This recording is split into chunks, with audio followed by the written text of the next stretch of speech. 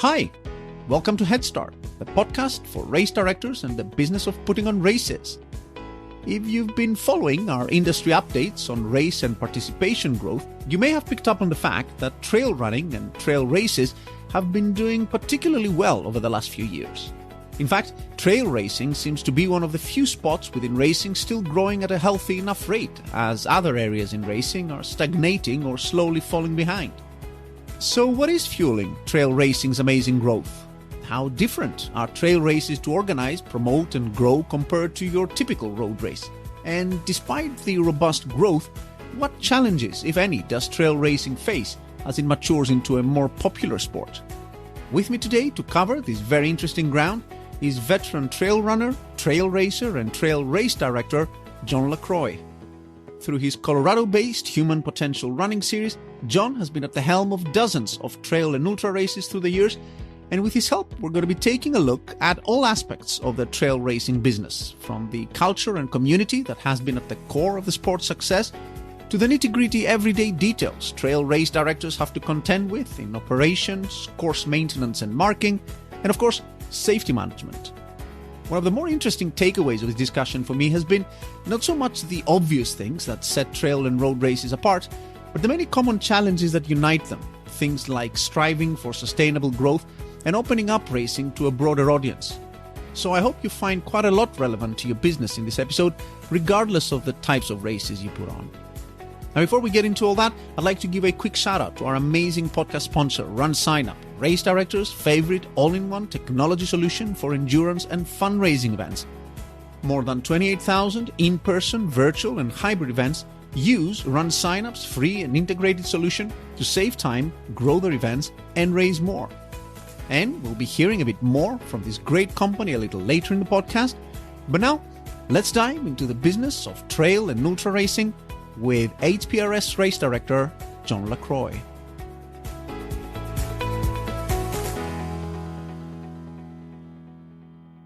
John, welcome to the podcast. Hey, thanks for having me on. Well, thanks a lot for coming on. So you're based in Arvada, Colorado. Am I pronouncing that right?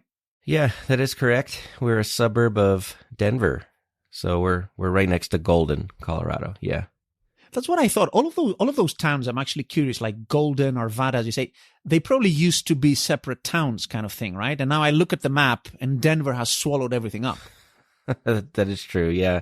We're still all separate towns, but yeah, the Denver metro area is now a big sprawling mess. It's different than when I moved here 12 years ago, and a lot's changed in 12 years. So you're not Coloradoan by birth, are you? No, nobody is. Okay, fair enough. Yeah, we're all transients, yeah. But you all go there for the mountains, I guess, and the lifestyle. It's pretty awesome. I've been around those parts, Boulder and stuff. It's pretty beautiful, as are many places in the US, but more to the point, it seems to have a particular attraction for people of your kind, like the outdoorsy, trail running-y type, right? I mean, how did it get to become what it is? I think it's just the altitude. Athletes looking to train at higher altitudes.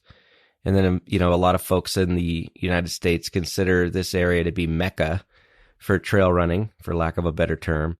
This area has more endurance athletes per capita than anywhere else in the world. And they've all come here to enjoy the natural beauty, the progressive way of life that we have, and also to train at elevation. It's a big part of it. Which, of course, has the downside to it. I was recording a podcast the other day with the marketing director from the Denver Colfax Marathon. And he tells me, unfortunately, for a popular road race, that cuts both ways, right? No one wants to run at altitude. So, their course records are all messed up because you can't run as fast at altitude, I guess. But for you, it helps with the training. So then you go down to sea level and you kick the proverbial, I guess. Well, there's one piece of that people forget, and there's no humidity in Colorado. And so typically when we go someplace at sea level, there's so much humidity that it kills us. And so while we have the altitude training, we don't have the humidity training. And so it kind of levels the field out a little bit for us. I come from New Hampshire, which is a very humid place. And when I return home now to where I'm from, I'd rather be somewhere else. But Badwater, I guess, like Death Valley, must be your kind of place, right? I mean, Absolutely. Yeah, we do well there. Below sea level, super dry. You should be flying out there. Correct. Yeah, that would be a much better experience. Have you done that? Because before we went live, we were discussing you doing a full loop of Barkley. So have you done Badwater? No, actually, I've applied to run Badwater. I applied when it was like $400 to enter and not $1,000. It was a long time ago. But I was told by the organizers that I didn't have a good enough ultra resume at the time, even though I had already run a dozen 100-mile races. And they let an 18-year-old in who had never run a 100-mile before, but I didn't have the experience. It's just very weird how they do their selection. I guess you have to participate in some way in some of their other events, either as a crew, a pacer, or a volunteer, so that you really know what you're getting into, which I totally understand from a risk management perspective. So I didn't check their risk management boxes when I applied. So unfortunately, no. That's interesting. We're going to be getting into this whole, which is part actually of what we'll try to convey today about, all the things that are special about trail running and racing specifically and the business of it when we touch on volunteers and things. And you spoke about the ecosystem and how you need to be involved. It works slightly differently, and we'll come across that. Before we do that, why don't you tell our listeners a little bit about HPRS and yourself, your racing company, what you've done in the past. I mean, I looked up on your site and there's like a laundry list of stuff you've done. So tell us all about it. So the Human Potential Running Series, we are Colorado's largest series of trail races and ultra marathons. We're the third largest ultra running series in the United States. We're also the only major series on the planet that did not cancel a single race through the COVID-19 pandemic. And we did that without a positive transmission of COVID reported through our events. So I've got 15 races that I direct all year round, mostly in Colorado. I have one in El Paso, Texas. I also am the race director of the World Championship Pack Burro race in Fairplay, Colorado, which is an old mining tradition here in the state of Colorado. I was an ultra runner first. I started running ultra marathons in 2005. I've run 100 miles or more 24 different times. I have 2 finishes at Western States, 6 at Vermont. I've done a loop at the Barkley. I've run Leadville. I've run, yes, there's a long list. I also am the only person to have run from the westernmost point to the easternmost point of New Hampshire. It's 125 miles. It's not that far. I also attempted to run from the lowest point of Colorado to the highest. In 2017, I made it 202 miles before climbing Mount Elbert in a blizzard. Wow. So I'm professionally, as a race director, I directed the first 200-mile ultra marathon in the world, in 2008. That was in Vermont. I'm a RRCA certified professional race director. I have a risk management for outdoor programming certification through Virustar, and my degree is in outdoor education with a concentration area in recreation management and hospitality management. Wow, that says it all. Of all that, I want you to spend maybe a minute or two telling people who, like me, are very, very unlikely to be familiar with it, what this Pack Burro stuff is all about. Pack Burro racing, it is the Colorado summer heritage sport, officially. Essentially, it is trail and ultra running with a burro, which is a donkey. Right. So essentially, you run the entire distance with your burro by your side, and you have to have your burro's lead in your hand the entire time. And yeah, it's the goal is to cross the finish line as fast as you can, with your burro. And this was started by miners, gold miners back in the day, who made a bet with each other. I bet you I could run with my burro from here to Leadville. And I bet I could do it faster. And so, naturally, when you're drunk after a long day digging silver and gold, you take that bet. And people started running with their burros over the mountain passes here in Colorado. So, we're coming up on the 75th anniversary, World Championship Pack Burro race in Fairplay. It's a very, very cool event, very different. And who tends to win those? Is it the fastest runner or the fastest donkey? Yes. That is the answer. Yes. Right. It's usually the fastest burro. It's whoever has the better relationship with their burro, and they can cross the finish line. That's who wins. Yeah. Awesome. Of your many accomplishments, you left off the podcaster. You have your own podcast, or two actually. How many is it these days? I just do one now. Previously I did the Ultra Stories podcast. I self-produced 144 episodes, and then ended it and restarted with, the Human Potential Running Series podcast, which is just a show, focusing primarily on, the individuals that make up our community here at the Human Potential Running Series, people that run with us, volunteer with us, or have some kind of connection to us, along the way. So it's a little bit of a different format, but yeah, just one podcast for now. That's plenty. Do you like podcasting? I do. I enjoy the conversations. I think a lot can come out of the conversations, especially where, we live in a world where we have our heels so dug into our own personal beliefs. It's really important to hear the opinions and thoughts of others, to help us have a more well-rounded, opinion in the world, if you will. So, I think they're important. They're fun to do. I enjoy them. Yeah, we all definitely can use a little bit of external opinions bursting through our bubbles. It goes to many different ways of life where that's needed. So today we are going to be talking about trail races and ultra races. I guess ultra trail races, so not so much ultra road races. And it's obvious that most of the people following the podcast and most of the people who are in the industry are road race directors. Trail running is a sport that continues to grow pretty strongly. Not sure about ultra racing, but we'll get that in a sec. But trail racing definitely is on the up.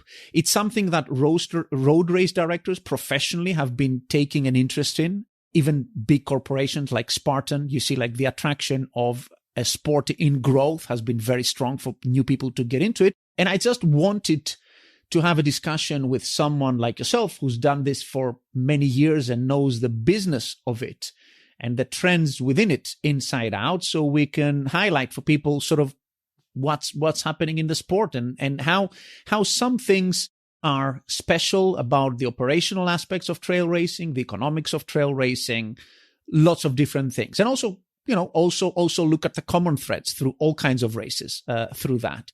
First of all, trail racing, as I said, and it's a sport I personally, got into 6-7 years ago, and I enjoy a lot. I don't do a lot of it, but I enjoy it a lot more than road racing. Has been growing consistently. It's been going fast from a low base because it wasn't that popular of a sport. Why do you think it's been doing so well? And where do you think the appeal is in all that? Oh, that's a big question. And there are a lot of differences between trail and road races. And I think one of the bigger differences is what's most attractive. And that's, we're not putting 3,000 runners on a trail. We're talking a few hundred. If you're, our larger races like the JFK 50, which is the oldest ultra in the United States, they have 1,500 runners on their course. But the resource can handle that number where they're running, where they're racing. Here in Colorado, just not going to happen. I think, the most any race gets on a trail in a day is around 500. So I think the idea that you're more than a bib number in a trail race, you're somebody, you're a part of the collective, you are recognized, you are noticed, and that possibility is there because there's much fewer people to keep track of. There's fewer people to know, right? So I think that's part of it. The other is the natural beauty and the calm and quiet that you can experience out there on the course. I can't tell you how many times I've run in a trail race where I've been alone. I don't know if I know there's people ahead of me. I don't know if there's anyone behind me. And it's been quite a long time since I've seen somebody. So that solitude, that opportunity to really be one with yourself and one with nature is a part of that lure. Cultural differences, in general, I think that, trail and ultra runners don't care, about the race or the competition. We're not constantly clicking our watches and obsessing over our Strava. That's not to say that all road runners are. There's definitely, some nuances within the culture there that are just different in trail running. It's a lot more relaxed, a lot more bro, if you will. We're dirtbags, essentially. And I think, cost of entry is typically cheaper. Our aid stations are way better. No doubt about that. It's more than a banana, a gel, and some Gatorade. It's an all-out buffet. And I think also it's a lot easier on your body. Running road races, as we know, can be really painful and really detrimental, to your body. And there's a lot more forgiveness running on trails. And I think that appeals to a lot of people. It's interesting that you mention the trail runner there, because to me, and I also produced like a trail ultra a few years back now. And I had to go into the community a little bit because these were the athletes we were targeting and everything. To me, there seems to be more trail runners care about the competitive side of things than your average road runner. I mean, you say people are clicking on watches. I might be clicking on watches on a marathon, but I don't consider myself to be competitive, right? I mean, I'm just horrible, right? But I do care whether I do it in 4 hours or 4:10 or whatever. That's not competitive. It's just, just keeping track. But trail runners, I see a lot of people who take it very seriously, who call each other athletes more, who have this kind of ethos of competition, and we're living the lifestyle and identify with that a lot more. Yeah, there's definitely some of that out there, Panos. I think there definitely was a period of time in the trail and ultra running culture where we really did oogle the front runners. We did oogle the elite. We needed to know everything. We followed them. We wore what they wore. And this was around the time when Anton Krupicka had come in 2010 to about 2016. And we've really started to move away from that. We're starting to enter into a time in the culture within the sport where fewer people care about that. And most folks want to know who the runner is and what their why is. They want to find a way that they can connect with that runner, with that elite runner. And it's not their time, and it's not how amazing an athlete they are. It's who are they and why do they do this? So people are really looking for that deeper connection now, what we're seeing in trail and ultra. I think for me, the big difference is I've always felt when I've run in a road race, you show up and nobody's talking. It's very much, you're in the zone, you're in your own lane, you're running your own race, your hands on the watch, they say go, and it's run this thing as fast as you can for the next, if you're in a marathon. All right, I got 4 hours, let's go. And that is your hyper-focus, hyper-vigilant. But when you're in a trail race, there definitely is this vastly different community feel where we are all there together. We're suffering together. We know that it takes a village for all of us to pull everybody through that finish line. So we're not just invested in our own race, we're invested in the collective. And we're invested in making sure everybody gets there and that everybody realizes their potential as an athlete. And even though we're clicking the watches and keeping track of those things, it's far less important than being an exemplary member of the collective. I guess you're saying there's a kind of tribal aspect to this, like the culture and everything. Oh, yeah. Do you think that tribe and that culture is as inclusive and accepting of minorities and women and the kinds of people who are traditionally not very well represented in our sport more generally? No, honestly, I think that trail and ultra running has an inclusivity problem. I do believe we have an intolerance issue. It is such a great question and very hard to answer. I mean, honestly, if you go to some place like San Francisco, they have a very different demographic makeup of their general metro area to begin with. And so races in that area, for sure, they have a more diverse and inclusive running scene. But I'm in Colorado. We do not have a very diverse and colorful running scene here. It's all primarily white people. And it's like that across the entire U.S., middle of the U.S. That makes sense. It makes sense based on the demographics of the area.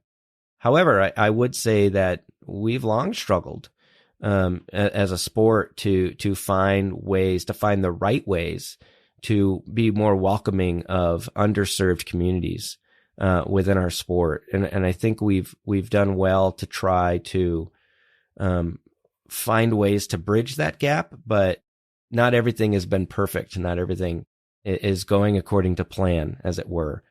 Yeah, I think that's an honest question and a pretty accurate assessment that for as much as this sport is growing, we certainly are not the most diverse or inclusive out there compared to road running, especially.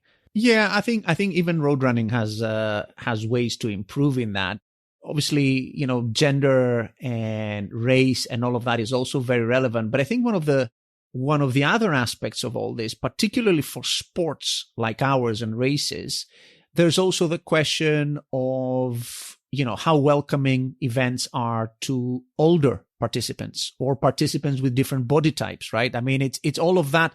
And it goes back again to the whole elite thing, like the Krupicka, all of that kind of stuff. Like it all ties in together, right? How welcome or comfortable would maybe a heavier runner or an older runner or someone, right, feel showing up at the start line of a trail race? I wonder. That's something that when I started running ultras near 20 years ago, that's something that intrigued me most about the sport, was that on any given race day, you had no idea who you were going to see there. And you'd be on the starting line. Frankly, you'd be judging those around you, and you'd see somebody taller than you and much heavier than you. And your first thought in your head was, there's no way that person's running in the same race that I am. And not only do they, but they whoop you. So I actually think that is the beauty of one of the beautiful things about trail and ultra running is that you can be any level, you can be any shape or size, any level of athletic ability or what have you. And there's a place for you, especially in today's day and age, because a lot of us are starting to really extend those cutoffs. Think about it. A 50K, 50-kilometer race is only 6 miles longer than a marathon. It's going to take you 4 hours to run a marathon. We give you a 12-hour cutoff for a 50K. And so for most of us, like, oh my God, 8 more hours to go five more miles. You might need it. You don't know what the race director has in store for you. But it's that ability to have that long cutoff actually opens the door for so many people to just come out and explore, to come out and adventure, to come out and see how far their feet will take them. Because then you start getting into the conversation of how do you define running? What is a run? Right? Is it different than jogging? What if you're, some people like to put a magic number on it. You got to be running at least a 9-minute mile to be considered a runner. There's even people that they define ultra marathon running as well. You're not an ultra runner till you run at least 50 miles. And for me, it's, you're a runner as long as you're moving forward faster than a walk. That's it. And you get to define that for yourself. And so I think in trail and ultra, we have more of an opportunity to extend those cutoffs in a way that opens the door to a lot of people of different backgrounds, shapes, sizes, athletic abilities, that it has that ability to feel more inclusive and more welcoming. And that's one of the beautiful things of it. And I think you nailed it in that it's the simple things like cutoffs that change practically the inclusivity of an event quite drastically, right? I've seen it in other places as well. You have an event with very strict cutoffs. It just cannot attract certain types of people. Then you just open those up and all kinds of people feel comfortable coming through. Yeah. I look at like the Leadville 100.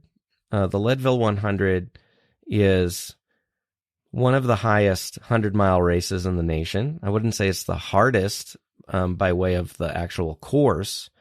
It's the hardest because of their cutoffs. They're the only high mountain 100-miler in the United States whose cutoff is not 34 hours or longer. Their cutoff is 30. And they make those cutoffs really hard on the front half of the race.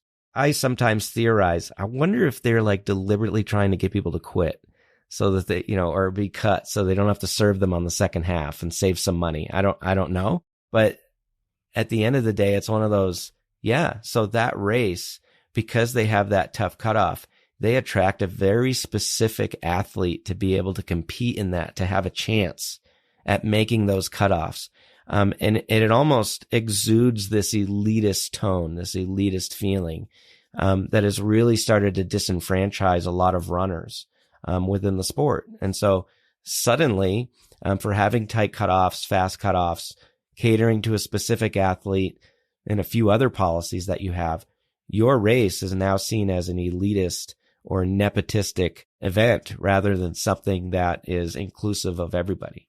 So we spoke quite a bit about what's happening in trail races as such. They're on the up. More people are doing them. What's the view of ultra racing? That seemed to also be quite popular on a growth trajectory. Is that the case? We were for sure on a growth trajectory for a really long time. We had the Dean Karnazes boom, where that was the first major boom the sport had ever seen. And I was an ultra runner before the Dean Karnazes book came out, and I'm very acutely aware of how that was received within the sport. It was very controversial. A lot of people didn't like Dean for shining the spotlight on the sport, but it grew. Then the next boom we had was Born to Run, the book Born to Run. We had a big boom out of that. And then we had a phantom boom in 2019. And I call it a phantom boom because there was no real catalyst. We just grew. It was huge. Biggest year ever. COVID definitely changed the landscape. There are a number of races that never came back. I think there's been a shift in priorities in the world in terms of runners having the time to train for an ultra, or perceived time, or perceived training, however you want to look at it. I don't think it's any different training than for a marathon, personally. We are on a downward trend in ultra running, and the most alarming part of it is that we are down tremendously in our number of newcomers, first-time ultra runners. That number is down. 50K finishes, 50-mile finishes, and 100K finishes are down. So that to me is spelling disaster for the 100-mile distance within the next 2 to 3 years.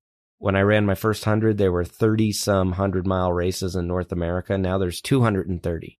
We're not going to have 230 100-milers here in the next 2 or 3 years. We're going to have to start unloading some. Ultra running here in the States, at least, is in an ebb pattern. Definitely starting to trend downward a little bit. And it'll be interesting to see how this year plays out. And it's going to tell us a lot. This year will tell us an awful lot. Is my impression that ultra running maybe has a slightly higher average age? Is that the case? And I guess you would have to, because, ultra runners have to be running for a while to get to that stage. But is it fair to say that it's a slightly older person's kind of gig? Yeah, it still is. The sweet spot for age of participants is really 35 to 50 years old. That is the average age group that we have, the biggest age groups, 35 to 50, primarily male, across the entire sport. That breakdown is like 63% male. I believe that would be 37% female. And that's, when I look at the trends reports from folks like Run Sign Up, and, they're reporting 58% of the sport is female, and slightly younger. And so, the sport of running as a whole, that is the demographics. Ultra running, definitely predominantly male, definitely 35 to 50, different demographic. Interesting. I guess some of the same pathologies that we touched on with trail running previously there. Let me switch gears for a sec. It was very interesting to me when we first spoke on the phone. We started discussing in what ways trail racing is different to road racing from a business point of view. I was really surprised to actually hear all the different ways in which that's true. And you started out when we were discussing this telling me this story about how you went to take, which you now certified, the RRCA Race Director Certification course. And as a trail director, your first reaction to seeing the corpus of material that you're studying there, and how much really relevant that was to your experience. You want to talk through that episode a little bit? Yeah, I've been a race director now for almost 9 years full time, and I'd never taken the RRCA Professional Race Director Certification, and I didn't really know how I felt about it, and that's why I never took it. And then ultimately decided, you know what, learning opportunity, I'm going to take that. And I actually failed the exam my first time. And to be fair, I didn't study for it. So I was like, the first time I take this exam, I'm just going to go based off of my knowledge, my wealth of knowledge, having gone through the training that you go through to take the certification. And there were a lot of things in there that just don't apply to trail and ultras. Things like getting a permit for an ultra trail and ultra running event is vastly different than getting permission from a municipality to be able to host a race in an urban setting. The risk management protocols and procedures for a trail race in a near wilderness setting is vastly different than having a police officer and ambulance on every corner every 5 miles or what have you. Sponsorship is vastly different. I'm not going to get a ton of sponsors for a 100-person trail race compared to the sponsors a 5,000 road run might get. Oh, and by the way, we're all in town, so everybody in town's going to engage with the race too. It's vastly different in those senses. The way we mark the course is different. The way we work with land managers, our obligations to give back to the resource that we're using are different. The numbers are different. The finances are vastly different. And so taking that exam, it was like, wow, this was great. I learned a lot. I'm really glad I did this. I'm now a certified professional race director. I can direct any road race. Doesn't mean I can direct a trail race. Doesn't mean I can direct an ultra marathon. So I've actually been talking with the RRCA, and it looks like we're going to start getting to work on actually creating an RRCA race director certification for trail and ultra specifically. And we're going to start writing, a protocol that speaks towards trail and ultra that is different from road. I think that makes total sense. And you touched on a lot of things there that I want to sort of break down one by one. Let's do it. The permitting process, right? I mean, you speak to a road race director, definitely not their fun thing about putting on a race. Lots of headaches there. It's not fun for anyone. Yeah, but like for you guys, it must be a near nightmare. Talk us through that. Like how is it more complex than getting a permit for a road race? As a trail and ultra director, my goal is to have to get as few permits as possible and to be able to put on a race. So if I can deal with just one land manager, be it a state park or a private ranch or something like that here in Colorado, that's the holy grail for me. I just need one permission. Private lands, they either want to have you or they don't, right? But when you're dealing with the state park or the federal government or the Bureau of Land Management here, so it'd be the Forest Service, Bureau of Land Management, they all do this same kind of process, which is they've already done an environmental impact study on a specific trail, and every road and every trail within their jurisdiction has had that environmental impact study done. And what they're determining in that EPA, it is to how many heartbeats, how many people can this very specific section of trail handle in a year before the resource, before the trail, before the ecosystem of that area starts to degrade in any way. So let's say for round numbers, they determine this trail can have 1,000 heartbeats this year. When you as a race director come in and say, I'm going to put on a race, I'm going to use this trail, and I'm going to have 200 runners. What you're asking for is, will you give me 200 of those 1,000 heartbeats you've determined that the resource can handle? And so the land manager has to say, well, we know that that trail sees probably 500 visitors a year. So 200 brings us to 700. We still have room for more people. So yes, you can have the permit. But if they determine, you know what, this resource already sees more than the resource can handle in a given year, we can't give you the permit because there's no heartbeats to give you. So this is a huge part of permitting, is you got to do this dance in figuring out, is there even space for us on that trail? The other part is, you and I have known, like, we go out for a run and you come across a trail that's unmarked, unnamed, but it's there. It's a trail, right? You and I know that as a trail. You and I know that as a route. But if the land manager doesn't accept that that trail is an official trail, a part of their official network of trails, they will not permit you on it. So you can't use it. So there's a roadblock you might run into.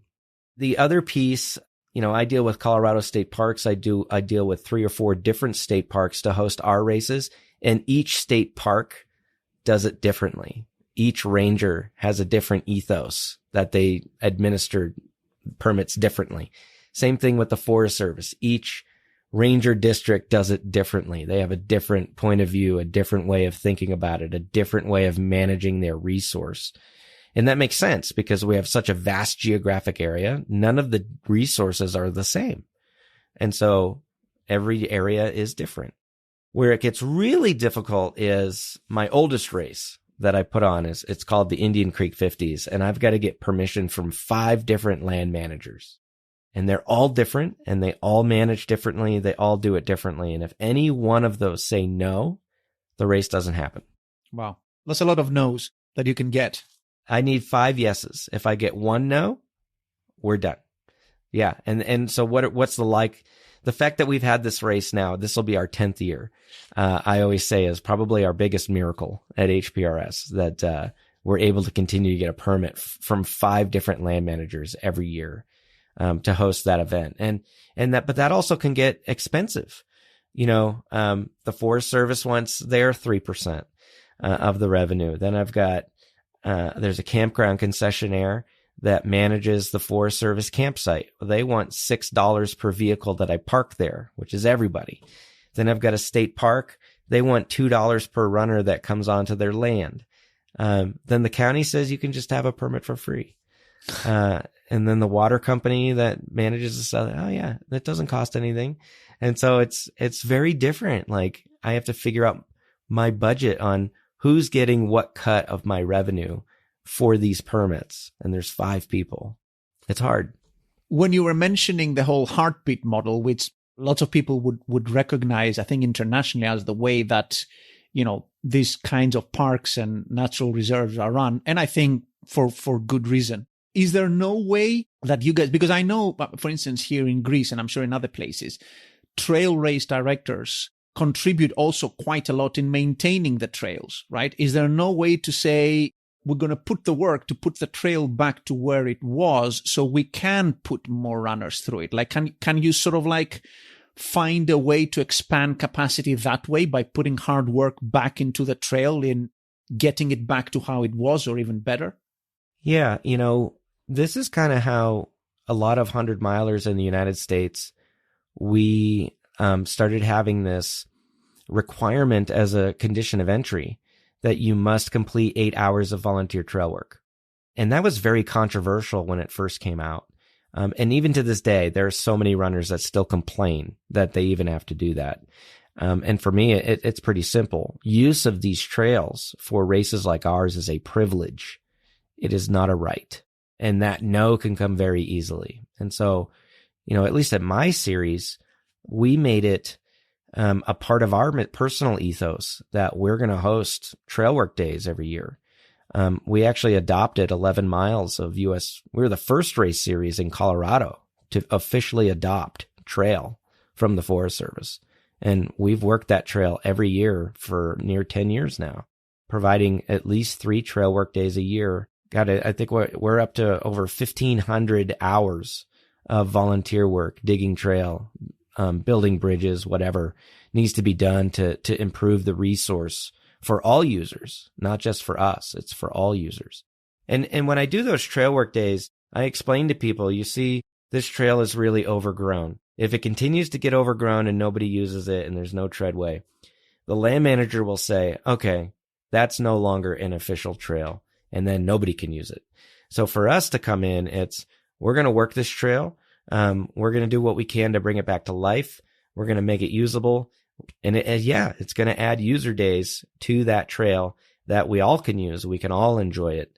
And I think it's a pretty important and vital way for us to give back. The reality is, as you alluded to, Panos, is that so few races are doing that trail work. Few race directors are doing that trail work. Few runners are doing that trail work. I have to beg people to come and do trail work. And for me, it's a no-brainer. You should be doing trail work. Yeah, I guess races don't have to do much, road races to the road, right? They don't go around putting asphalt down, but already... Just make sure your cups are picked up, right? Exactly. So it already gets a lot more complicated for trail races. I think that's where part of the fun is, because as you say, then you build the community, you get the people out doing more stuff than just racing. And you were also telling me that volunteers I know it's a big headache for road race directors these days as well, but like for trail races, it's an agony. Oh, yeah. And that's another area where we differ so much. You know, if you've got a marathon in the city with 3,000 runners and every runner's bringing two friends or family members with them, you now have 6,000 people to draw from for a volunteer. Plus everybody that lives in that local community who might be willing to volunteer to make the race a success. So you have this endless well of potential volunteers. That doesn't mean they're coming out. That doesn't mean it's easy. I'm just saying from a numbers perspective, you've got an endless well of possibility. In a trail race, I'm in the middle of nowhere in the mountains, typically 2 hours from home. I've got 100 runners. Most of them are not bringing anybody with them. I may have a well of maybe 200 people to get volunteerism from. And if you're struggling with a well of thousands, I'm struggling with a well of 100 or a couple hundred, right? I've seen more races begging for volunteers in the last year and a half than I've ever seen in my 20 years in the sport. It's gotten really sad. A race like Western States 100, where they typically have 450 volunteers on race day for that one race. And this year they had to beg to get the minimum to make the race a success. Never mind to host Western States as they always have, just to get it off the ground. They were begging. I know Boston. I've already seen ads, here in Colorado to come volunteer at the Boston Marathon. And it's like, wow, like, yeah, everybody's hurting for volunteers. And I actually blame race directors for this. We have not really pushed the notion that volunteerism is a vital part of your participation in the sport. You can't just show up and run and that's it. You've got to give back. Races cannot happen without volunteers. Now, I lucked out. Last year, we set a record for unique individuals volunteering at our races. I had 260 total volunteers across my entire series last year, and they put in over 4,000 hours of volunteer time to make our races happen. And those are both records for our company. We pay in race credits. So if you come and volunteer with us, it's $10 an hour that you can redeem in race credits or in our online store. There's no money changing hands at all. It's just, hey, you earned X number of credits. You can spend them on a race entry. You can spend them in our store. You can spend them on a membership. You can spend them on gear, whatever it is, however it is, we can thank you for helping us out. And that program seems to work really well. We still beg. But if I put an APB out, hey, we still need X number of volunteers for this weekend, we'll get them. It's interesting because lots of people, I've heard this comment occasionally from people that with regards to the business model of races generally, that there's something problematic about an event that can survive on the back of free labor in a way, right? There's lots of people who say, listen, if you really paid, and obviously there's a cost associated to volunteers. Volunteers are not free in any way, whether you donate or other ways, right? But some people would say that, even for large corporate events like Ironman, like Kona and those places, that if people had to actually pay market rate for those kinds of services, it would make races unsustainable. And I wonder what the way out of that is. And I think that's an interesting model you and others are trying out with race credits, and beyond race credits, just pushing the ethos, because it's not even about the race credits, really. It's about people wanting to give back, race credits or no race credits. You have to foster that kind of ethos in the community, right? Yeah, that's kind of what I was alluding to in my last answer, was that, this is a cultural issue.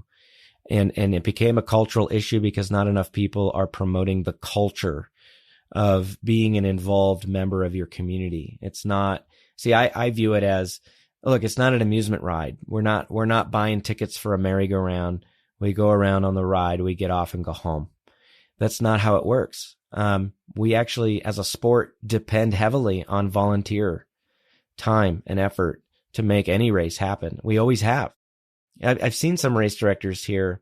If we don't start getting volunteers, we're going to have to hire staff to make sure that we have the personnel there. And that's going to cause the entry fee to go up. So you guys better start volunteering. That's a pretty good scare tactic. It's also true. But what people aren't considering is when you have to hire staff, now, at least here stateside, now you got to start thinking about unemployment insurance. And you're required to pay into that. You also have to think about payroll and 1099ing people. And you may be paying for some of that. And it's time. And so hiring staff to solve the volunteer problem, it sounds like an easy fix. You're actually just creating more work and more expenses for yourself. And so really it behooves us as a sport, instead of casting these threats that we're going to have to hire staff and charge more money, we should instead be using that energy to better educating people about why volunteers are so crucial. And it doesn't matter if you're nonprofit, for-profit. I think in trail and ultra running, we definitely have more for-profit races than road races do. And a lot of people view that, oh, well, you're for-profit. You're, like you just said, you're relying on the hard work of volunteers so you can make money. Yeah. And the nonprofit race is doing the same thing. We're not different in that regard. We're just different on where the money goes. So I think we need to do more work in educating, and really making that part of our culture normalized again. It's gotten away from us and forgotten. And I think that's why we're running into this problem. We haven't normalized volunteering as a crucial part of you being a member of, you belonging to trail and ultra running or running in general. So, you've got a great thing going, you've built a great event that people love from the ground up, and you're ready to take it to the next level. But is your technology up to it? If you've been hacking your way so far using different tools for different jobs, having a so-so website and spending hours moving data back and forth from your registration platform to your email marketing provider and so on, it's time you upgraded your tech before you look into upgrading your race. With Run Signups all-in-one technology solution, you'll get all the tools you need and more all in one place to help you build a solid foundation that will help support your race's growth for years to come. Free email marketing, an awesome free custom website, a fully customizable registration experience, and awesome fundraising and participant-to-participant referral tools are just some of the things you'll be getting when you join Run Signups' industry-leading platform. With that, you'll get the resources and support you need to get you through the next stages of your growth journey, and an amazing suite of race day tools to help you deliver a world-class race day experience to your participants and fans. So, to learn more about Run Signups' market-leading technology used by over 28,000 in-person, virtual, and hybrid events, and to book a free demo tailored to your needs, make sure to visit runsignup.com today. That's runsignup.com. And see what Run Signups' awesome race technology can do to take your event to the next level. Okay, now let's get back to the episode. One aspect of trail races that, well, I might as well call myself a former trail ultra race director, had to learn the hard way is significantly tougher than road races, is course marking, of course. Oh boy. Which I had. So I put on a 100-miler a few years back up in the mountains. I thought I would be receiving more support from some people that, didn't end up turning up. I'm sure that's no news to you.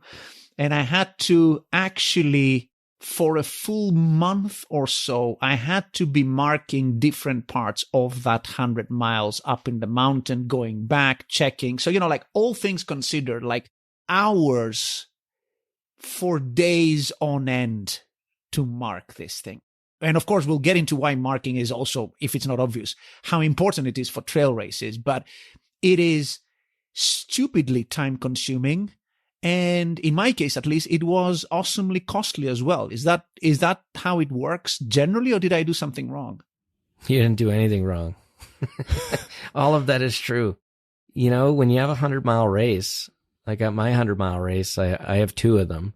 One's in July. I start course marking on Wednesday. And I'm lucky. I can do a lot of it from the vehicle. So I need fewer volunteers to make it happen. But the closer I get to race day, the more volunteers I need to bring in. Because we got to mark 65 miles of roads and trail for the 100-mile race. So about 35 miles of the course doubles back on itself, right? So I only need to mark it once. But yeah, you're buying surveyor's tape, which is like a vinyl or a plastic kind of fluorescent pink ribbon that you hang from bushes. And you've got to hang a lot of those, thousands of ribbons. So I also make laminated signs with directional arrows to help guide. I might have a corrugated vinyl sign out there at major junctions to help direct people.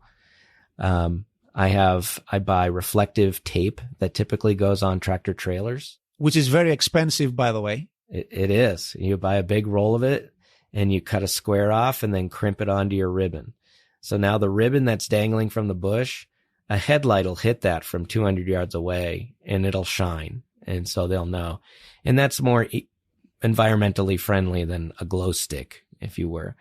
Now, if you're hanging glow sticks, you got to have a volunteer go out and crack them all so that they're on, right? It's essentially marking 65 miles of trail twice, or at least the nighttime sections. So yeah. And then we can't get enough volunteers to man aid stations. I'm not going to have course marshals out there directing you which way to go. So as a race director, we do our very best to mark the course to the best of our ability. But then reality sinks in. Here in the American West, cows, there are free range cattle that will eat your ribbons. So you've marked this 3-mile section already and the cows just ate it all.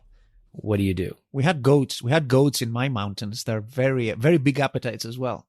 So they'll eat that stuff, right? Yeah. What do? We have hunters. Hunters don't care for trail races. They've been known to take a ribbon and take it from this spot and move it over to this spot. So now your course is vandalized. People are trying to actually cause your runners to get lost. And that happens a lot. It might not just be hunters. It could be locals. I've had people local to an area come in with a fistful of ribbons and say, here's your trash. That's not trash. That's actually for health and safety of people in the mountains. Thank you. There's any number of things that can happen to those markers after you've spent 3 or 4 days hanging them and putting them out there.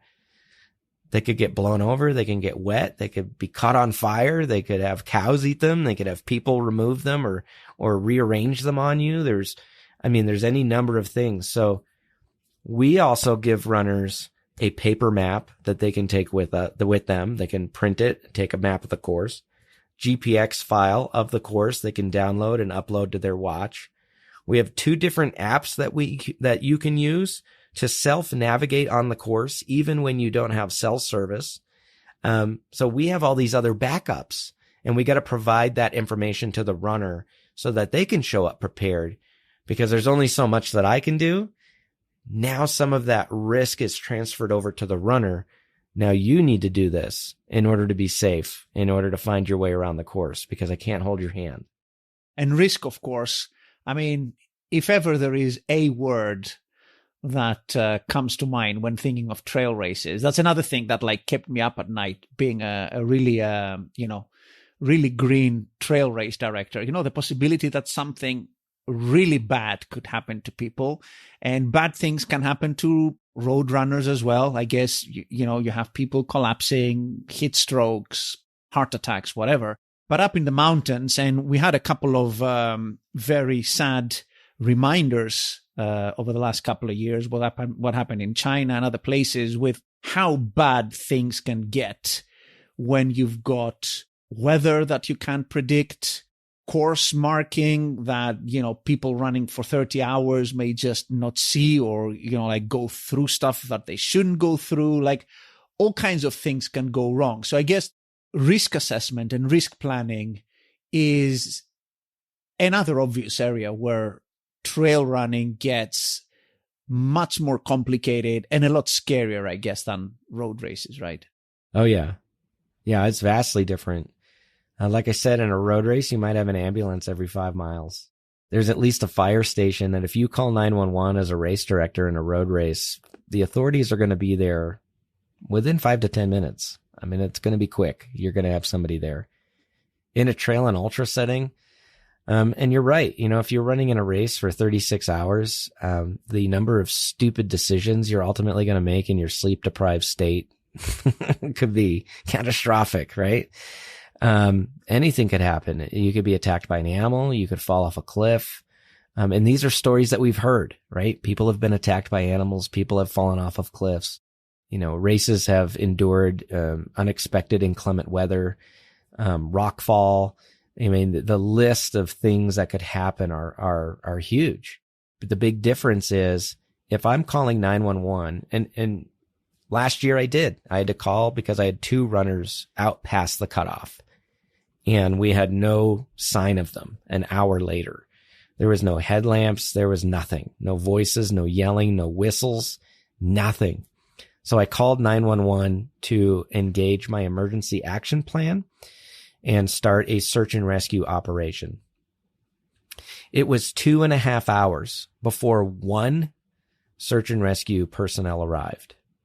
And when he arrived, we sat down at 2:30 in the morning and started creating our search and rescue plan for first light. That means that from the time I called 911 to report missing runners and I need to engage a search and rescue operation, it was 6.5 hours before a single boot started looking for these runners. And then there was this past weekend, I was in El Paso, Texas, putting on a race. I had a runner go off course. He descended the east side of the mountain instead of the west, and he called 911 on himself, told them he was lost. And the fire truck showed up and the ambulance showed up, and they're at the base of the mountain. They didn't go looking for the runner at all. They didn't go out there at all. They actually got the runner on the phone, got a GPS location of his current location, and described to him how to keep walking down the mountain. So I think a lot of people think that, like in a road race, somebody's just going to be there. And that is not the case in trail and ultra. Nobody is going to show up. Nobody's coming to get you for a long time. You could die before anybody reaches you. And then we're just recovering somebody. And I think that those realities are lost on a lot of people, including race directors. It's why I got my certification in risk management for outdoor programming. It's why I'm a wilderness first responder, realizing that if anything should happen, and it will happen, I'm the first person that's going to be there, and I need to be prepared to answer to that situation for my runner. But not everybody sees it that way. I mean, there's the other aspect of all this, of course, which is that some trail and ultra races have opted out, which I think is an interesting and pretty savvy move, if you ask me, that aligns well with some people's seeking that tough race, that aligns also well with the economics and the risk transfer from a race director point of view, in doing self-supported races, right? I mean, you get into some races that say pretty much, listen, you're out there, get as much stuff as you need, sort of, like carry it on your back or something. And then you should expect very little from me. Does that, I guess, improve the risk balance and cost balance from the race director point of view in having the obligation to be there and having like a tighter medical plan because people are prepared that they're going to be left to their own devices more? So this kind of goes back to Barkley and Badwater. These are two races where essentially you're on your own. Barkley is not expensive. Badwater is, right? You're going to pay over $1,000 to get into Badwater, and there's no aid stations. End of the day, you get a shirt and a buckle if you finish. They've required checkpoints. You have to, you're required to have a crew. You're required to, unless you're pulling a boat behind you. Some people have done that. You're required to spend a night at Stovepipe Wells, I think it is, or wherever there's like a mandatory rest point. But in general, it's as if, the race, I guess the feeling out there or the view of it is that the race director is saying, all right, you're not my responsibility. You're on your own, right? And that is not true. If you organize a group run, and it's not a race, or it's a fat ass, what we would call a fat ass, right? A glorified group run. You are still the responsible party. You are still liable. And you start kind of wandering into tort law, and you're starting to wander into laws surrounding common activities and stuff like that. And it's really hard to argue these things in a court of law. So I would say to anybody who's a race director or a run organizer of any kind, that whenever you create that Facebook event page and invite people to come and run with you, you're not responsible for those people. And you've got to have a plan. Even if you think, well, it's just a group run. It's free. Nobody paid me any money. But you still created the invite. You still created the event. You still invited people. You still figured out what the route is. Essentially, you are a run director, and now you are liable for those people. So yeah, I think that there are a lot of folks out there who try to do that where, this race, I'm not responsible for you. I'm not responsible to you. You're on your own. You participate at your own risk, but they paid this $1,000 entry fee, or even if they paid $1.67, whatever, a pair of socks, whatever it is at the Barkley, right? There's still somebody at the helm. There's still somebody organizing. That person's responsible for you. That person has to have a well thought out risk management plan for that event. What am I going to do if something happens? How am I going to get to that runner if they need assistance? How am I going to get them out of here quickly if I need to? And I think everybody, again, whether you're a race director or putting on a weekend group run, you got to have those answers. No, I agree with that. And that's also, on a slight tangent, why, some people ask, sometimes we get this question in the group about, do I need insurance for a virtual race, right? And people are like, and most people would say, you don't run physically or whatever, I'm not there. I didn't do anything for you. Then, I don't need to be insured. But it's as you say, the minute you put your name on anything, there's all different kinds of ways, particularly in a litigious culture like the US. There's all different kinds of ways that a lawsuit might be sprung on you. You just don't want to risk that. And, you put your name on that, there's a risk attached. Yeah. For me, the question's simple. Do you want to lose your house or not? Yeah. That's what it comes down to. Do you want to lose your house or not? You want to lose your car or not? Because ultimately, if even if you're living in an apartment and you have nothing, they'll take nothing. They'll take the nothing that you have if you get sued. But yeah, even if you have a virtual race, you've got to have insurance. It protects you. It protects your life, essentially. Because if somebody gets hurt, even on a virtual run, you're the catalyst. You're the person that sent them out there. You're the person that got them to go. So in some way, you are responsible for them, even if you can't see them, or be there with them. Like, you are still partly responsible for what they're undertaking. Totally agree. Let's switch to the economics of the sport. Sure. That I think are quite interesting and hopefully for you guys quite rich. Walk me through two aspects of it, first of all. Entry fees, sort of like roughly where the sport is currently, sort of like by distance, just to put a marker out there for people who are more familiar with road race pricing. And then all things taken out. And again, these are both very open-ended questions, I appreciate, but like just roughly put something on the map. What kind of profit margin is a race director looking at for a race? Why are so many people going into trail races commercially for, putting on for-profit races? I'm going to answer that last part first. The Born to Run boom fooled us all. Word got out that Leadville sold for $1 million or $2 million or whatever it is. There's another race series down in Texas, Tejas Trails. They put on the Rocky Raccoon 100 mile, Cactus Rose, Bandera. They sold for $1 million, like 3 or 4 different races for $1 million. And immediately there was this, oh man, I'm going to put on a trail ultra marathon. I'm going to make $1 million. What people failed to take into account is that these gentlemen that sold these races had been race directing that race for almost 30 years before they sold it.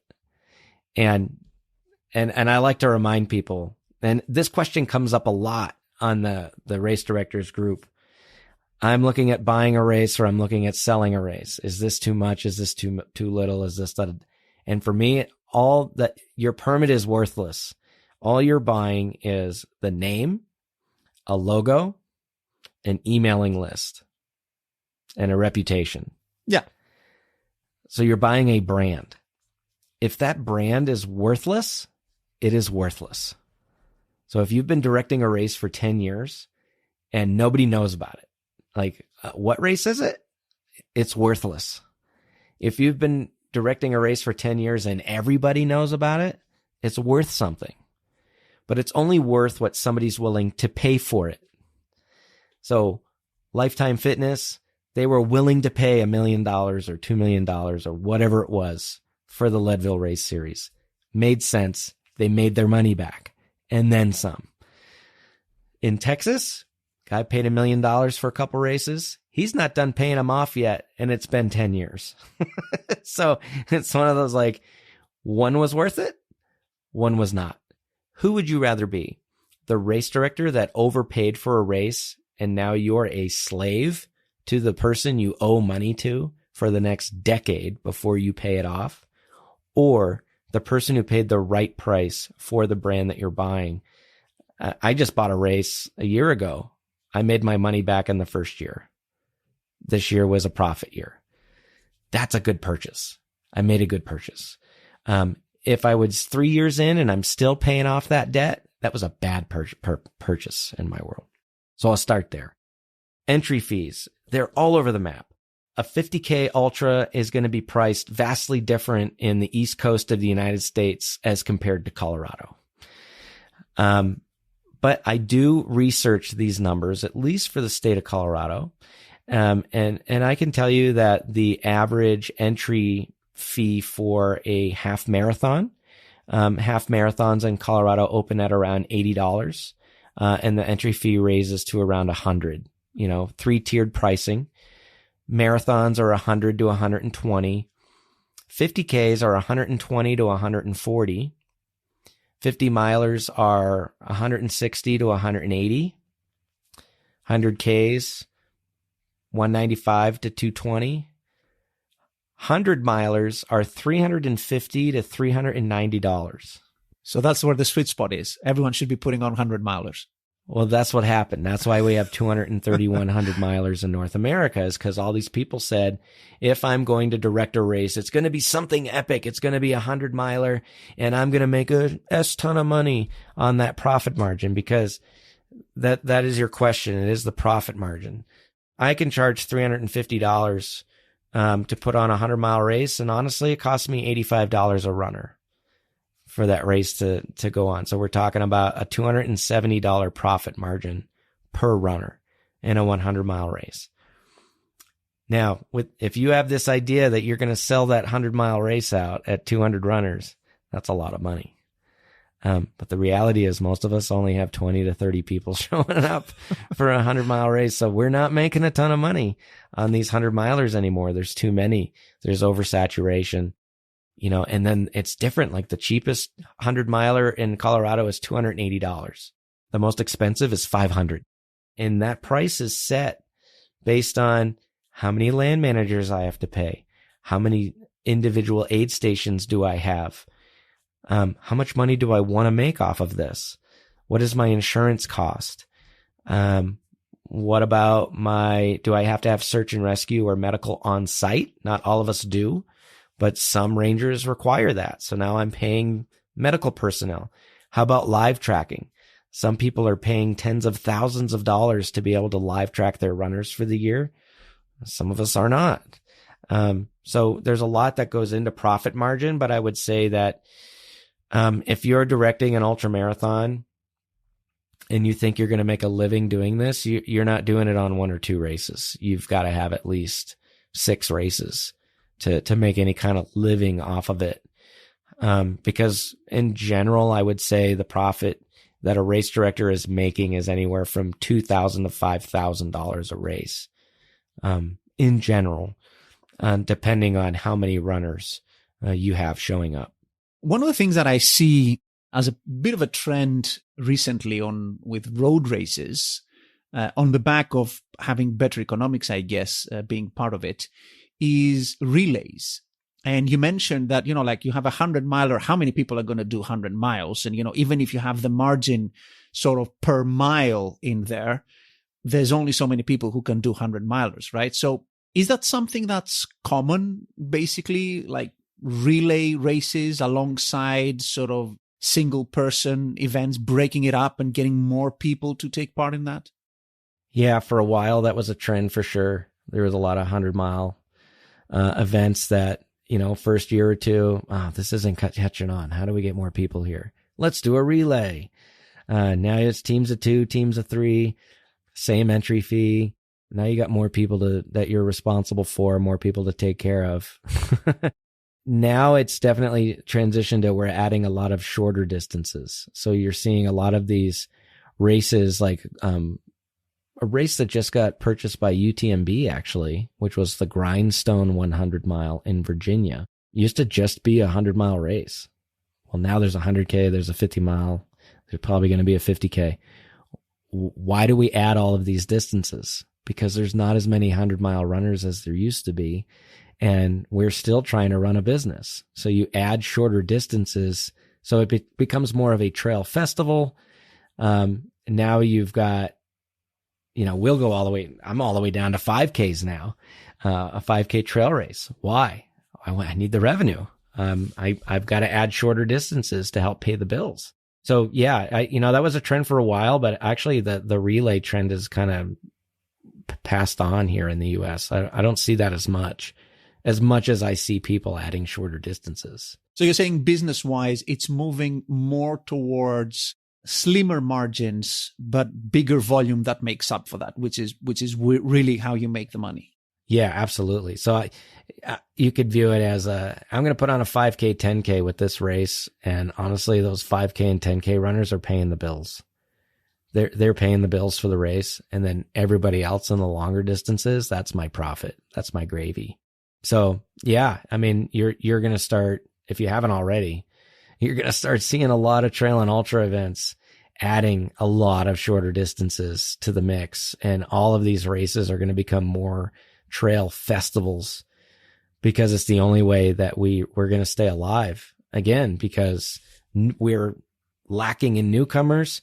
That's going to affect those longer distances over time. The market's oversaturated.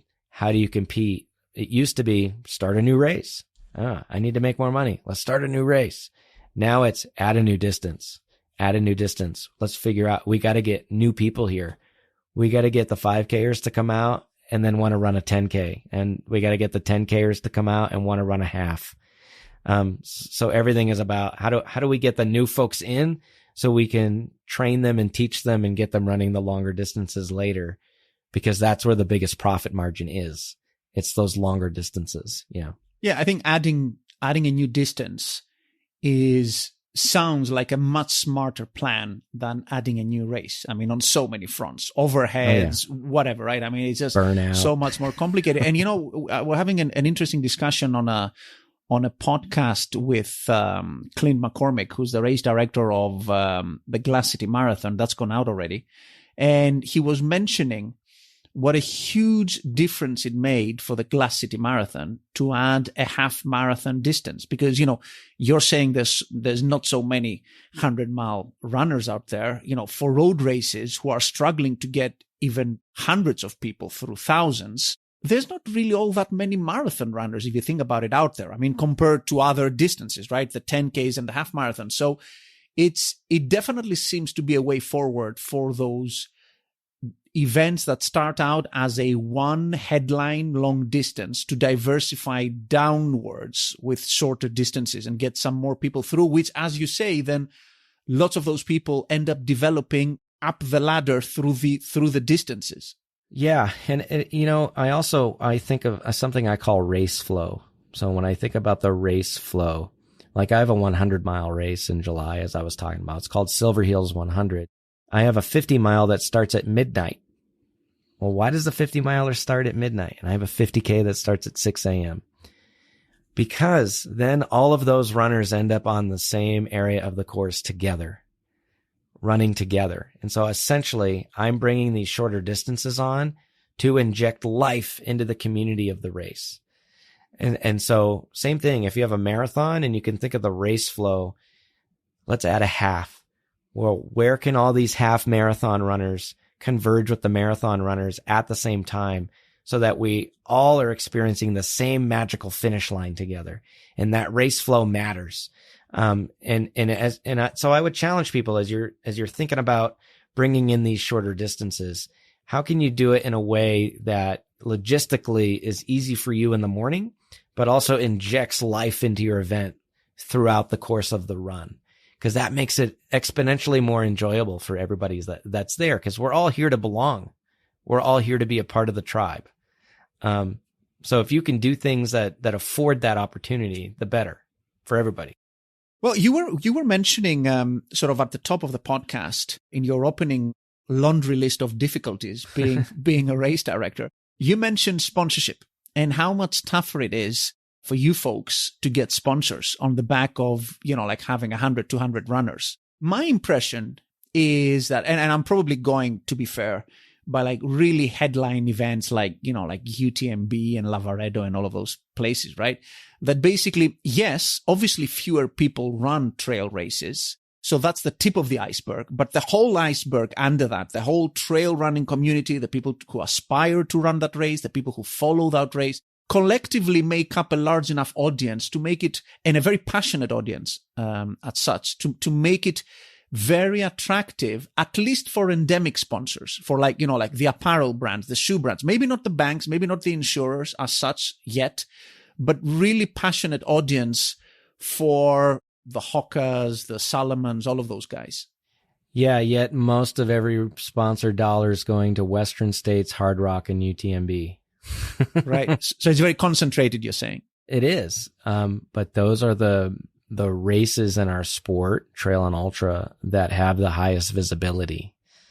So if you're a Spartan race, Leadville Race Series, they're getting the title sponsors, UTMB, Western States, Hard Rock, and they're qualifiers. If you have a qualifier for any of those races, it's going to be easier for you to get sponsor dollars in the trail and ultra space. If you are in no way associated at all with those events, it has become exponentially more difficult for you to convince anybody to give you any money. I don't like the word sponsorship anymore. The proper word is partnership. And the best that, I have the third largest ultra series in the nation. At this point, I think I have the second most endurance or, ultra events directed in the sport's history, behind only Doc Horton. I can't get any sponsor dollars. It's always, we can give buffs, or we can give disposable cups, or we can give a sample of bag bomb or whatever it is to every runner out on the course that comes to your races. That's what we can do. And so they're looking for the touch point in the trail and ultra space, the potential partners that you have. They want that touch point. They want their product to actually be in the hand of the runner and not just blindly give you money and call it advertising. Unless you're one of those big races that makes sense for them, right?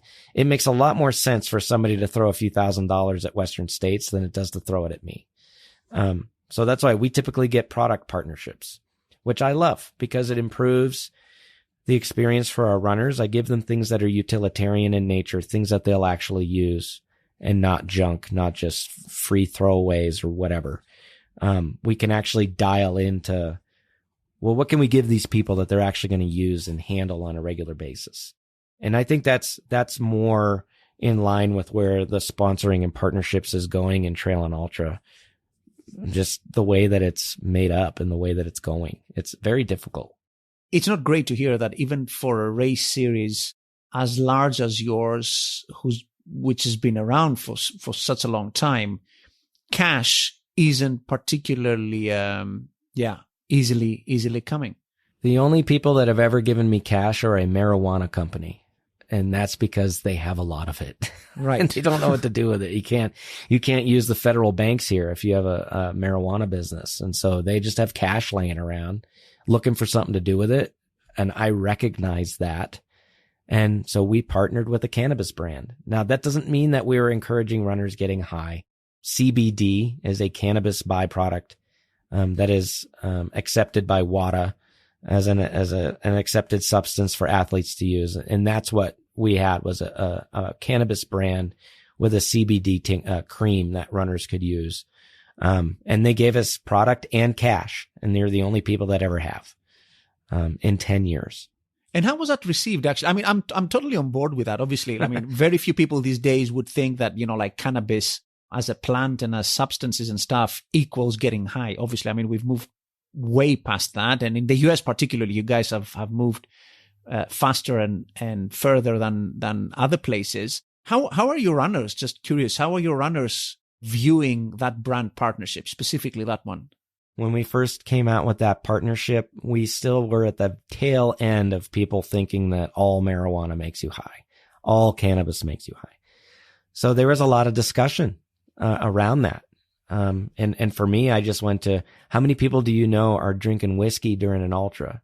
It's a lot, Panos. How many people are drinking beer? How many people are taking a Zofran for nausea? How many people are taking painkillers to help them get through the finish line of a 100-mile race? It's a lot. It's also a lot of runners who are smoking marijuana out during these courses or eating edibles. And if you think that it's not happening, you're naive. It's happening on a large scale. So that became my number one argument, was like, don't be naive. Don't be so close-minded that you think nobody's doing this. Come on. But the more that we educated people about CBD not being something you get high from, and it's actually good for you, and it's been removed from WADA's list of banned substances, the more people started to warm up and come around to that. Our runners loved it. When we had that, CBD cream, we had it on our courses at aid stations. Everybody got a small tube of it when they showed up for the race. They loved it. They used the crap out of it. In fact, when we lost that partnership, and I still have no idea why, they just disappeared. They just ghosted us. And that happens a lot too. You're not always going to hear yes or no. You're not always going to hear why. A lot of runners were really disappointed that we lost that partnership because they really like the product. It's very often that they move on to other things for reasons that have nothing to do with your race. And, like budgets, objectives, they shift around quite a lot. And we've been through a very tumultuous period, I guess, with COVID and everything. So the ground has shifted in so violently in so many different directions that it's very difficult to put your finger down. Like I wouldn't think too much of that. I wanted to wrap up with a quick look at marketing for these kinds of events. my sense is, from my little experience in this, both as a runner and as a race director, that word of mouth plays a big role in all this, in all of events that, like carry a lot of community and passion and culture with them. Is that the case? Yeah, that's huge in trail and ultra running here, especially. Word of mouth is huge, good and bad. But I also think it can help you. I think all of us races are so different, and that's what makes it unique. There's no real cookie cutter way that we're all putting on trail and ultra running events. We all have a different ethos, a different mission, a different vision. Our races all have a different feel. We are the Wild West for sure. We are just doing whatever we want, however we want to do it. So the good news is that if somebody's out there talking about your event in a way that, it's just not for me, it might be for someone else though. And so I always say there's no bad publicity right now. So if somebody's word of mouth is not kind, they still might be inspiring somebody else to check you out. Because some people don't like the easy. Some people want the hard. Some people want that race director that's got a sharp tongue. Some people want to be coddled. They want to have their hand held, right? So, there's something out there for everybody, and I think that's great. But in terms of marketing, it's definitely social media. The bang for your buck on Facebook and Instagram is ridiculous. Those are, run an ad for 3 months leading up to your race, targeted to people who like your page and their friends. Spend $150 on it. You're talking an entry, and it'll pay for itself. When I do that for each race, 3 months out, $150, people who like my page and their friends, it gets 12 to 15,000 impressions on Facebook alone. Even if they don't sign up, that's still marketing. That's still letting people know that you're here, that you're out there. You're in the back of their mind. The other places that we get our traffic from are like Ultra Running Magazine, runguides.com. Corey's place. Great guy. I love Run Guides. I had no idea what they were. I was checking the back end of my website one day. Where's my traffic coming from in the last year? And there was Run Guides as a top 3 source.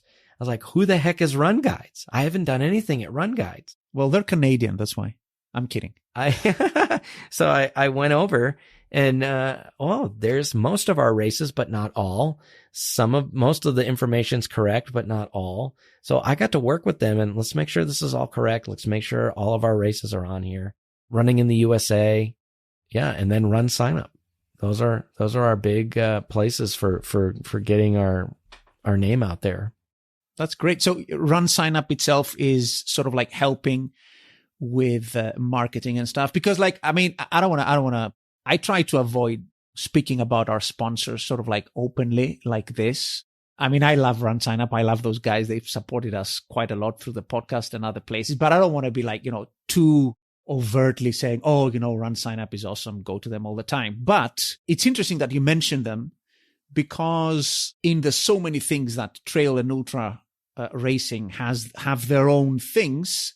One of those things is you also have specialist registration platforms, right? That historically have catered more for events like yours. I don't want to be mentioning names. And it's interesting that you ended up with Run Sign Up rather than some of those other places. Is it like a features thing? Was there something missing that you found on Run Sign Up?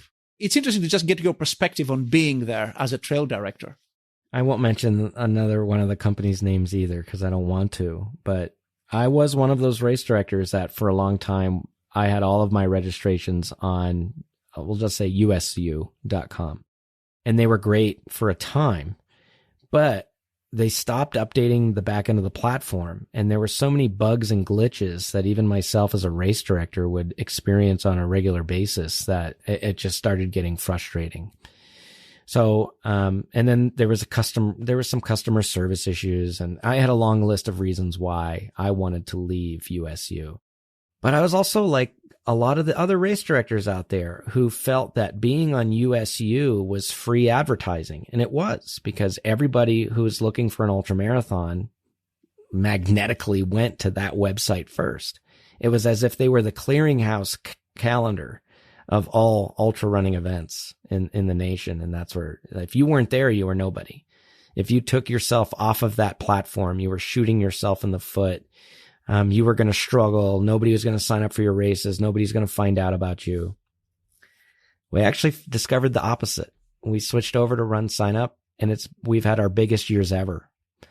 Not only that, but the willingness of Run Sign Up to not only receive your feedback and explaining to them, these are the things that I would like for functionality on the site, and here's why.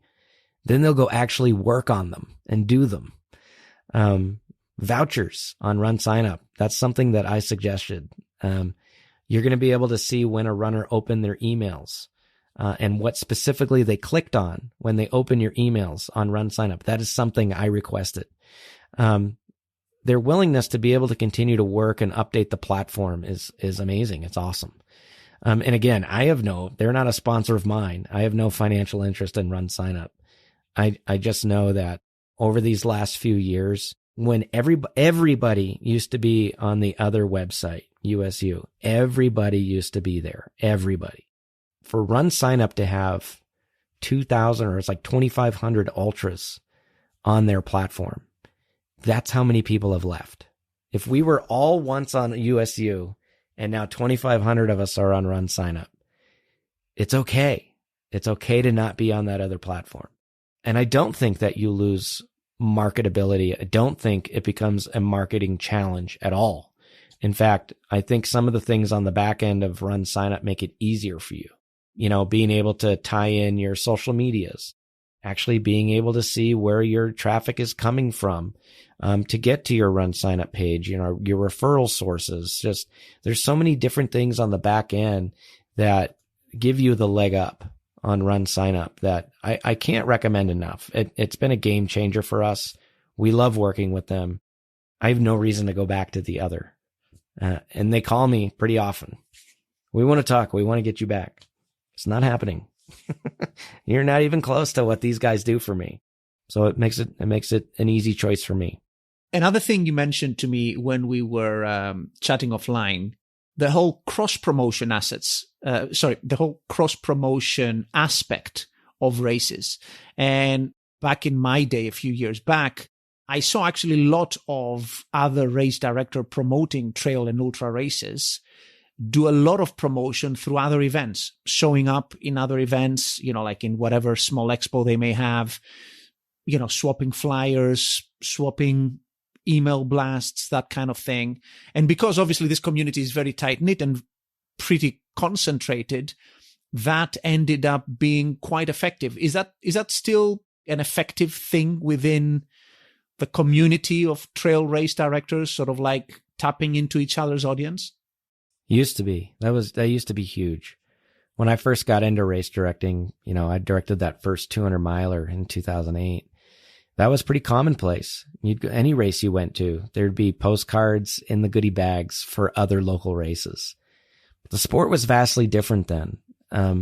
Now there's a lot more races. There's thousands of more races.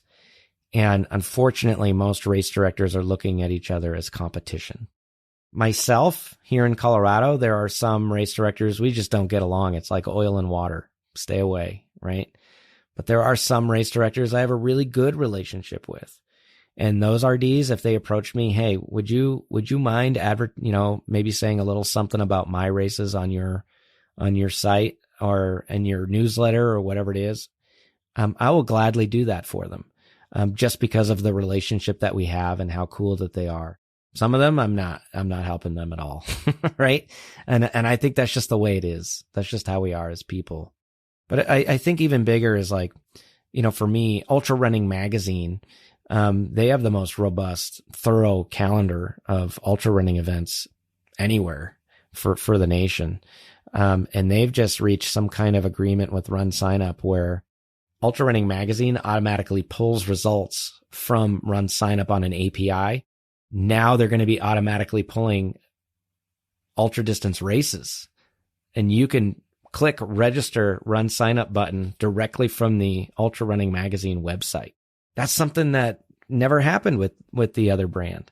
Lots of race calendars have been doing that. Like Running in the USA does that. Yeah. I didn't know that Ultra Running is going to actually bridge that last gap and allow you to register from the link on the Ultra Running calendar. But Running in the USA and a couple of other ones, Run Guides, I think also, like a few of those big ones, also pull races using the API. And that's amazing. That's I don't pay a dime for Running in the USA to be able to do that. They just do it. So for me, it's one of those, we should be reaching out to Run Guides and reaching out to runningintheusa.com. How else can we work together? Because they're already helping you. Help them. That makes sense. But yeah, it's an interesting time where race directors, we used to work together. We were careful not to have a race on the same weekend. We were careful not to put on a race in the same geographic area within so many weeks, because we're fighting over the same runners, the same volunteers, the same permits, the same resource. And now it's a free for all. Now it's good luck. Yeah. Well, I have to say that this hasn't been a great advert for going into trail races. We've gone through an endless list of problems, slim margins, congested trails, sleepless nights, long days marking courses. We've done the lot. But I feel that somehow lots of people would still want to get started in all this. So having done this for going on a decade almost professionally, what would be your advice to race directors who are looking to get started putting on their first trail race, or maybe buying a small trail race and building it up? The best pieces of advice I could give for those folks is don't. No, I'm just kidding. I love my job. I love what I do. I love how we do it. And I recognize we're very different, and we're different than a lot of other folks out there. And I guess that's the first piece of advice is become an apprentice, become an assistant race director first. Go out there and work under somebody, work with somebody to learn the ropes firsthand. Get that experience for a year, maybe 2, more than one race. Even if it's just, volunteer at as many races as you can. Volunteer for the race director personally. Just go and see the job firsthand, not just running an aid station, not just running in the race. Those are 2 perspectives that everybody gets. You want the perspectives nobody gets. What does the job really entail? And so I would suggest anybody to become an apprentice first. Then I would say keep it simple, stupid. That KISS method. So many times I've seen people get into race directing and they start with 7 races right out of the gate. You're going to die a very quick death if you're going to put on 7 races out of the gate. Start with 1, maybe 2. Get your feet under you. See how they go. Continue learning the things you don't know that you thought you did. Get that experience. And as you gain the experience, as you find your rhythm and you find your personal ethos, then you can start expanding and start adding races. I think another mistake I see a lot, and I would caution people against if you're going to get into this, is don't start this 100-mile race when you've never run 100 miles before. Well, that's me. I would definitely don't ever ask people to do something that you wouldn't do yourself. And also, the other part of that is to, when you're putting these races on and you're trying to get them going, it really is a good practice for you to not have too many aid stations. So because you think about it, in a trail race, if I have an aid station, I need folding tables, canopies, water coolers, ice chests, and then all the food. And we're like, it's an eating and drinking competition. We just so happen to be running. So if you have 21 individual aid stations at a first year race, you need to pay for 21 different aid stations worth of infrastructure. And that gets expensive really quick. So consider putting on some kind of loop course where there's 1, maybe 2 aid stations, so that you're lowering the amount of overhead that you have to pay for, and improving, I mean, that's just going to help you improve the experience because you can focus on just these 2 stations rather than 20 over a massive amount of miles. And then next thing you know, you find yourself in a financial hole because you bit off more than you can chew out of the gate. All things cost money. So start small. Get your feet under you, get the experience, apprentice if you can, and over time grow. Don't come out of the gate like you're going to be the next Aravaipa or UTMB. It took years for them to get where they are. Well, that was my mistake. I thought I would be the next UTMB. Sorry, bud. And I almost died.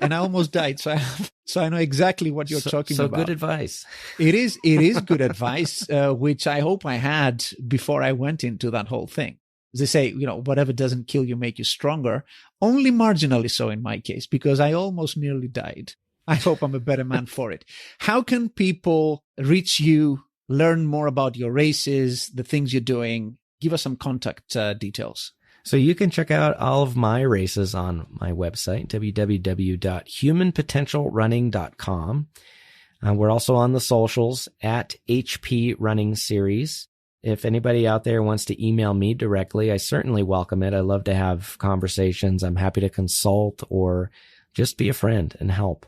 You can email me directly at SherpaJohn, SHERPAJOHN @gmail.com. I'd love to hear from you and just be race directors together. Be great. Don't tell me you've also been a Sherpa in your life. That is a trail name that was given to me when I lived back east, here in the United States, in the East Coast hiking circles. Typically, you are known as your trail name. And they named me Sherpa John because, yes, I carried things for people. Interesting. Okay, well, let's end on this trivia. I want to thank you really, really very much for your time, for sharing all of this great information with us on trail and ultra running. Thank you. I would urge people to hit up your podcast. I'm sure we have, because I've listened to it and it's great. I think I probably listened to the one that you killed, but I'm sure the one that's alive is also pretty good. And I'm saying so because lots of the people listening in would likely be trail and ultra race directors. And as you say, they're also trail and ultra runners, and there's lots of great content coming out of that. So thanks again for your time. Thank you very much to everyone listening in. And we'll see you guys on our next podcast. Thanks, everybody.